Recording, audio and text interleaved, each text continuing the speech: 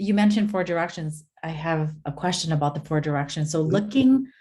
looking ahead to not this weekend, but next weekend to the class, I took a look at the kit and very, very exciting.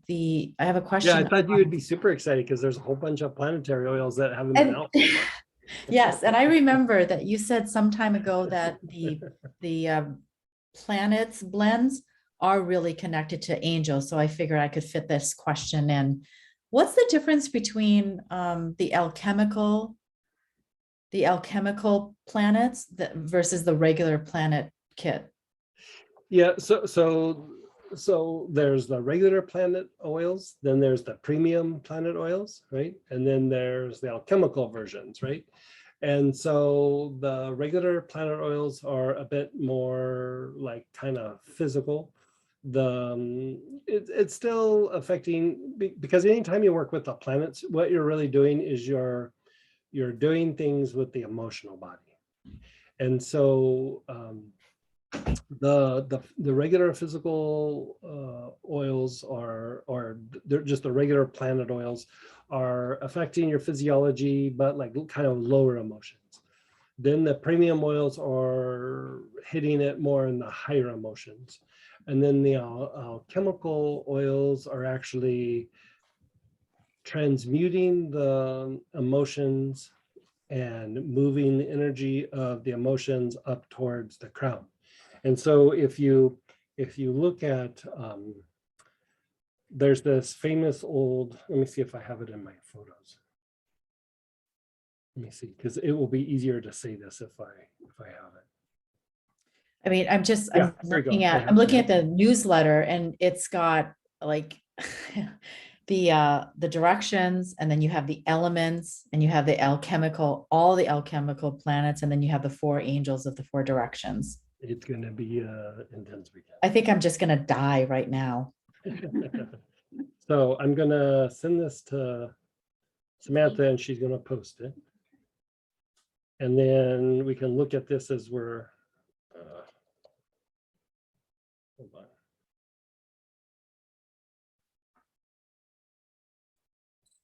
Let me just do it this way.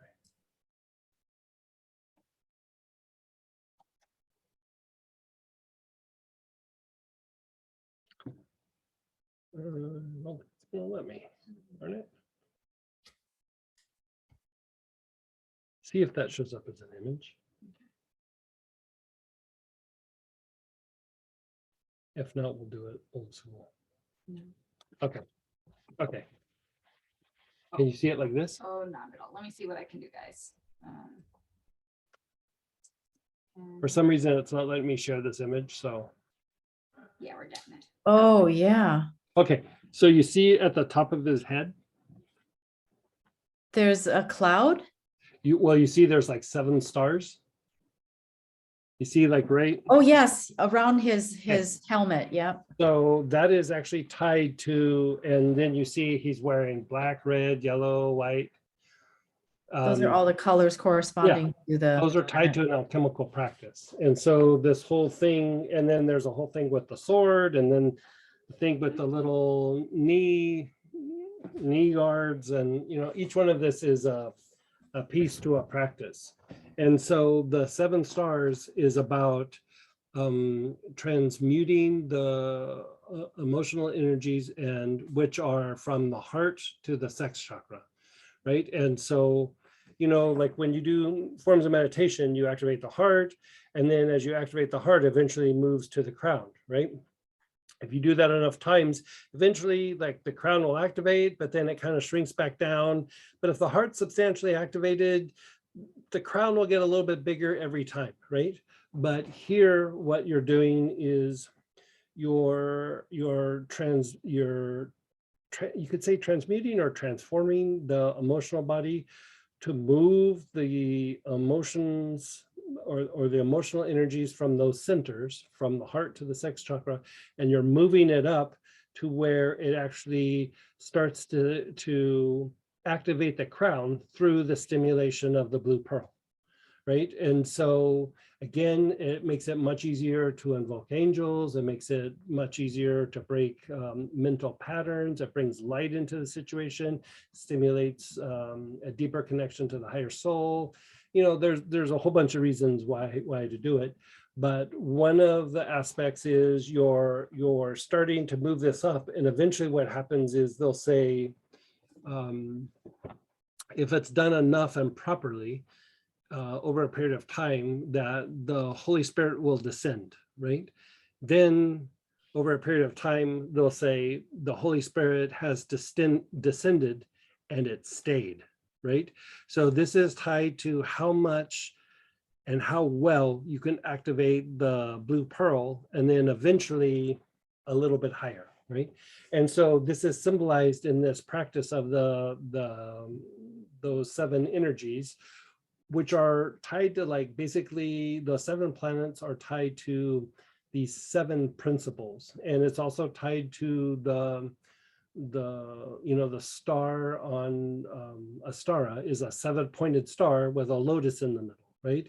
It's actually tied to a very similar like teaching, and so each one of the stars is tied to a principle and to an alchemical practice that, basically helps a person to accelerate their spiritual growth, but also to be able to, like, transform matter in the world. And that doesn't mean like walking over to this bell and like, now I'm going to turn it into gold or something like that.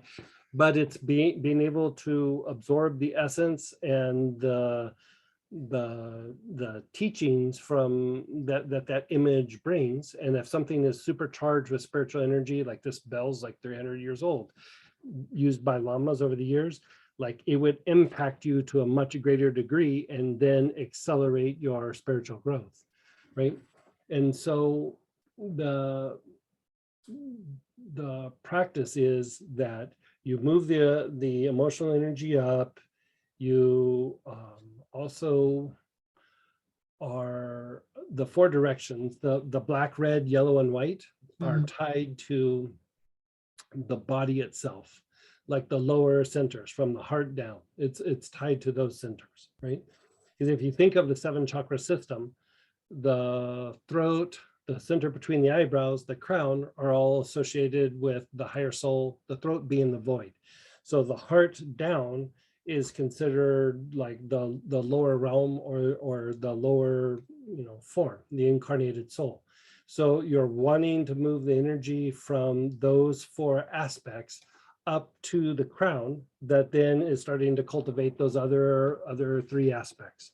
And so in the Native American tradition, the indigenous practices, they have the circle with the balanced cross where it's black, red, yellow, white. That is not only those 4 colors symbolizing those 4 chakras, but it's also that circle with the balanced cross in it is a symbol for earth, right? So it is the aspects or components that are of the earth. The crown, the forehead, the ajna are all associated with the higher soul, the throat being the void between the incarnated soul and the higher soul. So you're moving the energy of the incarnated soul or the lower realm up into the crown eventually, which is actually you're bringing together the 4 directions, which you call in, when you do ceremony or when you do healing or whatever practice you're doing, you call in the 4 directions. But in the inner practices, the 4 directions are tied to your brain. Like those 4 colors become the 4 directions in your brain, and it means the ability to materialize or to manipulate the forms. So the form can be like to affect healing in the body, to change processes in the body, but also forms are also your thought processes, like your thoughts, your repetitive thoughts, your viewpoints, your opinions are all considered a type of form, as well as other people's. And so your ability to bring in that kind of light and have it emanate actually transforms your mind, but it also starts to transform the minds of the people around you. So in the Buddhist tradition, they don't go into the detail like this. It is more symbolized by the Buddha with the blue ball right here. Like as his blue pearl developed, the Buddha was not just giving teachings, but being in the vicinity of the Buddha and his activated blue pearl changed the minds of the people around them without him even talking. You know, it would transform the person and their minds would start working differently. The same would go for Christ. The same would go for Rama. The same would go for Krishna. And if you've ever been around a spiritual teacher, you know, your mind and your brain starts working as you get into closer proximity to them, right? And so that is a stimulation, but then they go away, you know, like they fly away, they go do this, do that, right? And then the proximity goes away, and so the energy goes down. But at some point, the person becomes devotional enough or has started to transmute these aspects so that the blue pearl activates regardless of the proximity from the teacher, right? So just having that connection, the blue pearl will activate regardless if they're even in a body or not, right?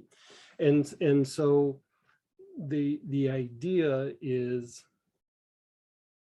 you're transmuting the lower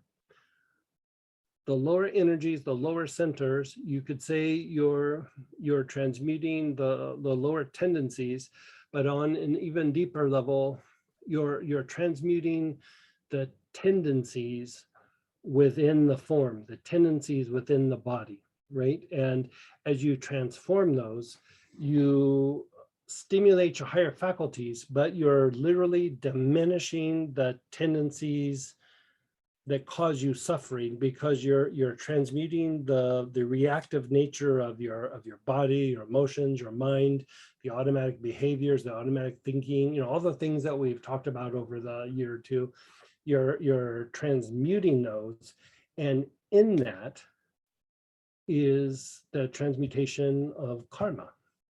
Because like most things that we do to ourselves that we call karma is not really karma that we like incarnate with. It's just the karma of bad choices, of entanglements, of repetitive thinking, of, you know, it's cause and effect, but it's more of like things we've just done to ourselves, right? And so as you end up moving this up, you're diminishing those tendencies that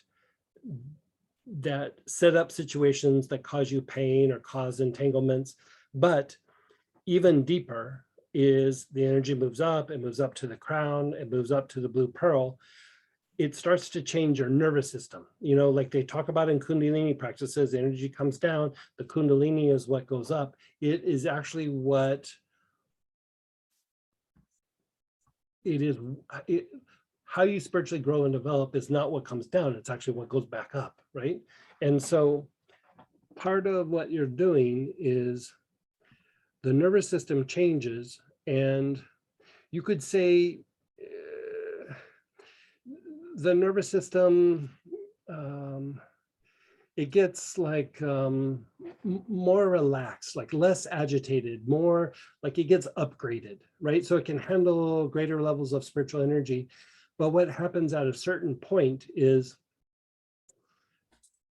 that the crown, as it activates, it's not just moving energy down, it's moving energy up. And one of the best ways to break karmic patterns is to learn your lesson, right? Like learn your lessons, whatever that is, whatever that means, learn your lessons, right? And so part of learning your lessons, you know, that pattern that we do where we go soles of the feet, the low back area, the Ming Men, the back heart, the crown, and then release, right? You're kind of establishing a pattern within the body so that you keep moving energy up, right? You're moving it from the lower centers. When you get to the Mingmen's taking lower grosser energies and starting to shoot it up. It shoots it up to the back heart. The back heart takes it and transmutes it emotionally, right? And then the crown takes it and transmutes it mentally. And then a little bit of it releases up, right? This is a much stronger version of this. And when that energy that moves up, it's moving up through the top of your head, and 12 inches directly above your head is where the incarnated soul is anchored, right? There's a point of light above your head that as you spiritually grow and evolve, that energy that moves up goes out through the top of your head and eventually goes up and starts to hit the 12th chakra, or it's not a chakra, it's like a point, right? As you do this practice, this would be the same practice that is establishing the pattern for forgiveness, right? It's the same pattern for forgiveness. Mingmen, back heart, crown, release, right? So even when somebody hurts you or there's something causing you pain, Mingmen, back heart, crown, release.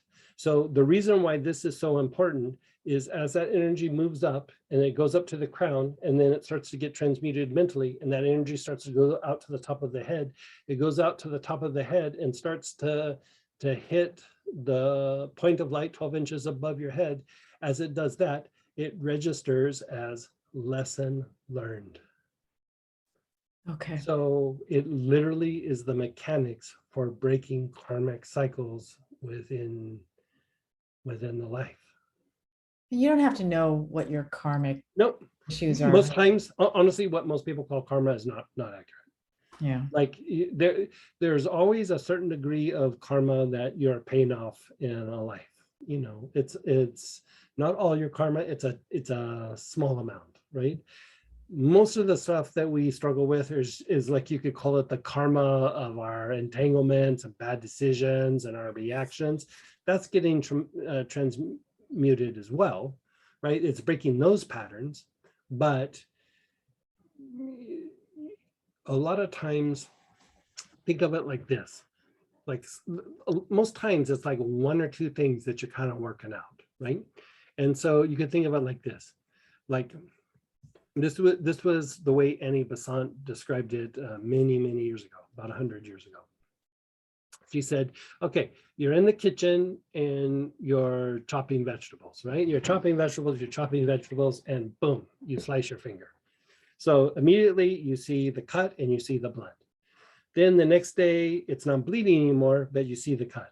Then about a week goes by and the cut is partially closed and not bleeding, and a lot of the swelling and redness, it's all gone, but you can still see there's a wound. Then a couple of weeks later, it's all closed up, but there's still a little bit of a scar.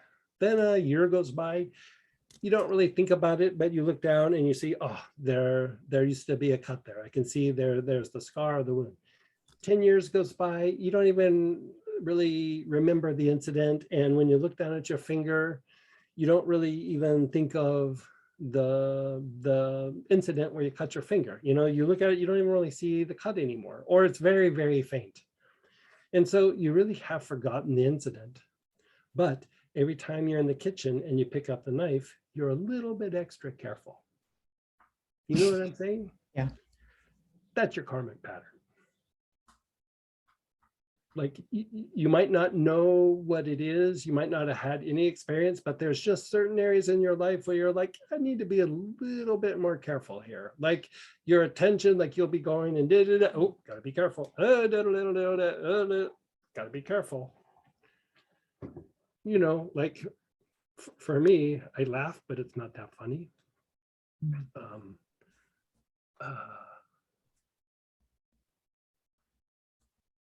If you listen to me talk, I don't like politics. I don't like politics. I don't like politics. I don't try to get involved in politics. I don't like talking about politics.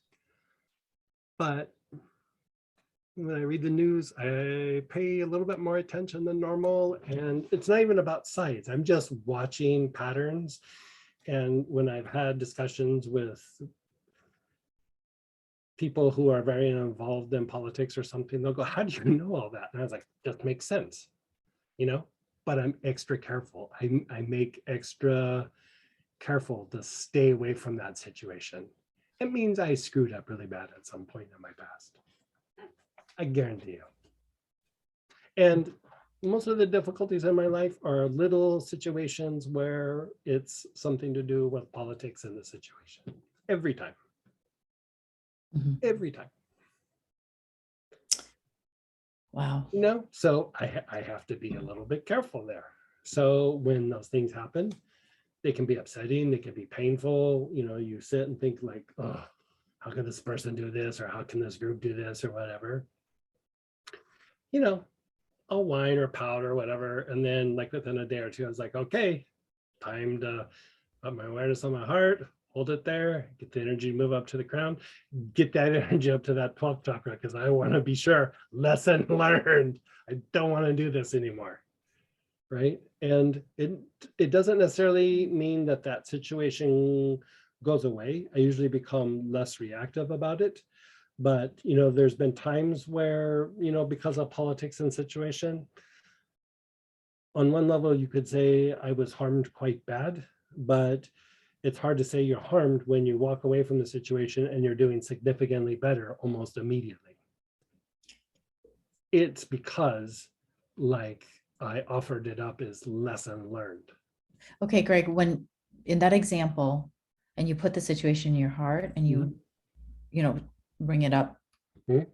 What are you using an angel oil or a planet oil?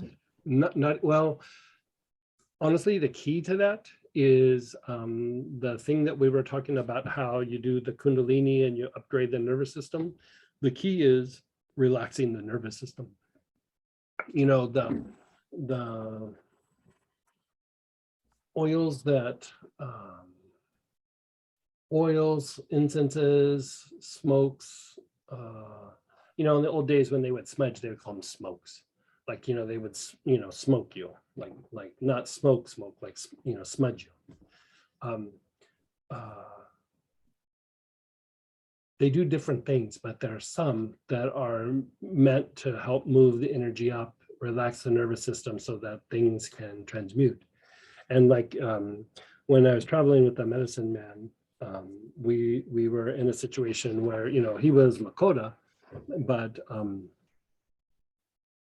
we were with medicine men from Hawaii, and we were with medicine men from New Zealand. And the New Zealand guys were doing this thing they called an awa ceremony. And it basically translates into doorway to God. And basically they would use fresh kava, and you take in large amounts of kava. And it basically is a central nervous system sedative. And if you were to go through and scan what happens with that, like your mind gets really clear, but you're having to calm your nervous system down so much that it makes it hard for your body to move. But if you look at what happens is the energy just moves up and it goes off the crown and it's shooting up to the point of light above your head. So oils like Melissa, clary sage,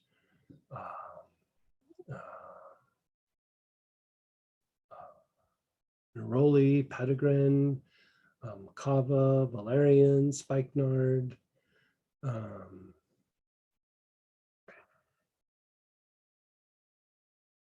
There's a couple others. I'm not remembering them all right now.